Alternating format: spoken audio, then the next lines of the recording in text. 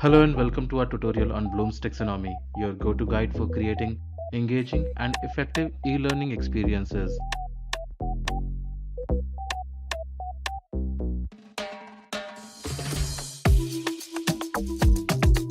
In this video, we will explore each level of Bloom's Taxonomy, provide easy to understand examples, apply them to a captivating story, and offer practical tips for incorporating Bloom's Taxonomy into your e-learning design. I'm your host Kuldeep. Let us dive in.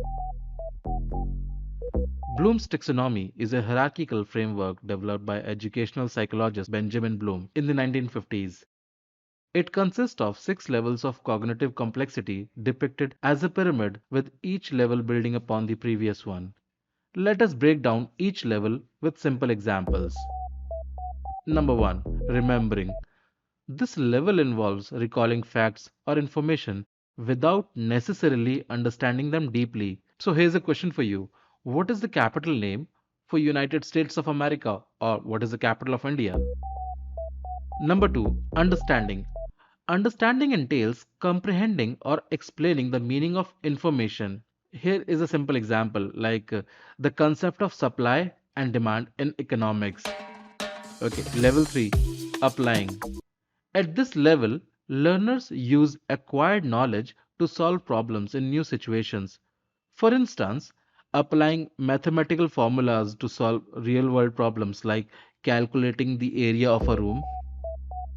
Number 4, analyzing. Analyzing involves breaking down information into its component parts and understanding relationships between them.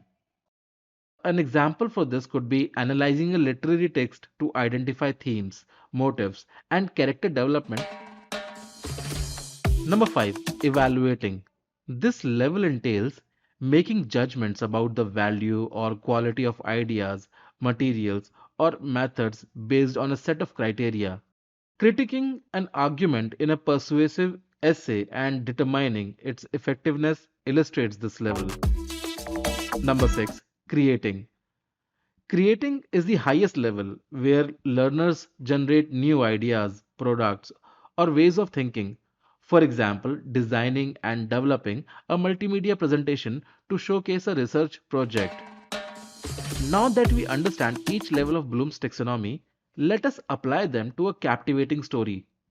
Imagine a scenario like my father was a huge fan of Ved Prakash Sharma, so Vijay Vikas were the protagonist in that novel. So let's imagine a scenario where our protagonist Vijay embarks on a journey to solve a mystery. Throughout his adventure, he encounters various challenges that require different levels of cognitive skills. So, number one, Vijay recalls clues he gathered earlier in the investigation, such as witness statements and physical evidence. Number two, understanding. He comprehends the significance of each clue and begins to piece together the puzzle, identifying potential suspects and motives. Number three, Vijay applies his deductive reasoning skills to analyze the information and formulate hypotheses about the culprit's identity. Number 4, analyzing. He carefully examines each suspect's alibi and behavior, looking for inconsistencies and patterns that may lead to the truth. Number 5, Vijay critically evaluates the evidence, weighing the credibility of witness testimony and the reliability of forensic analysis. And number 6, creating. Finally, Vijay synthesizes his findings and creates a compelling case against the perpetrator, presenting his conclusions with confidence and clarity. That was a great illustration. Now, let us see how we can use each level to create different types of e learning experiences that captivate learners. First up, we have remembering. This level is perfect for introductory e-learning modules where learners need to grasp basic facts or concepts. Think interactive quizzes, flashcards, or memory games that help reinforce key information. Next, we have understanding. This level is all about comprehension, so consider incorporating explanatory videos, interactive simulations, or storytelling to help learners grasp complex concepts in a relatable way. Moving on to applying, where learners put their knowledge into action. Case studies, scenario based simulations, or interactive exercises are great for this level, allowing learners to practice applying what they have learned in real world situations. Now, let us talk about analyzing. Here, learners break down information and make connections. Discussion forums, collaborative projects, or data analysis exercises encourage learners to delve deeper into the subject matter and think critically about different perspectives. Evaluating comes next, where learners assess the value or quality of ideas. Debates, peer reviews, or self assessment quizzes challenge learners to weigh evidence, make judgments, and articulate their reasoning. Last but not least, we have creating, the pinnacle of Bloom's taxonomy.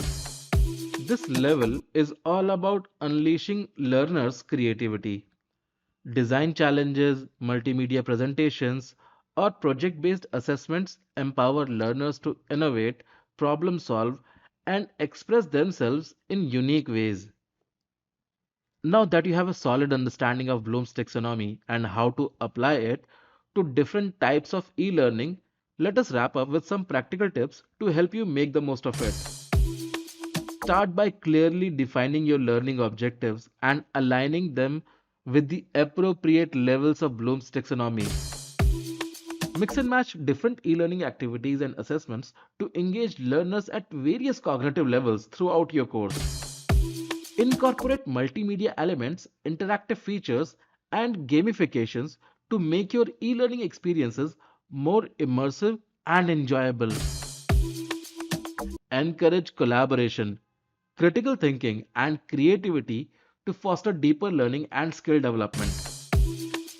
Don't forget to collect feedback from learners and iterate on your e learning design to continuously improve the learning experience. By following these practical tips and harnessing the power of Bloom's taxonomy, you can create e learning experiences that inspire curiosity, promote critical thinking, and empower learners to succeed. Thank you for joining us on this journey to master Bloom's taxonomy. If you really like this video, I would appreciate if you can subscribe and share it ahead with other e-learning enthusiasts. If you have any question, please feel free to share with us in the comment section. This is your host Kuldeep. Bids you goodbye. Happy e-learning designing.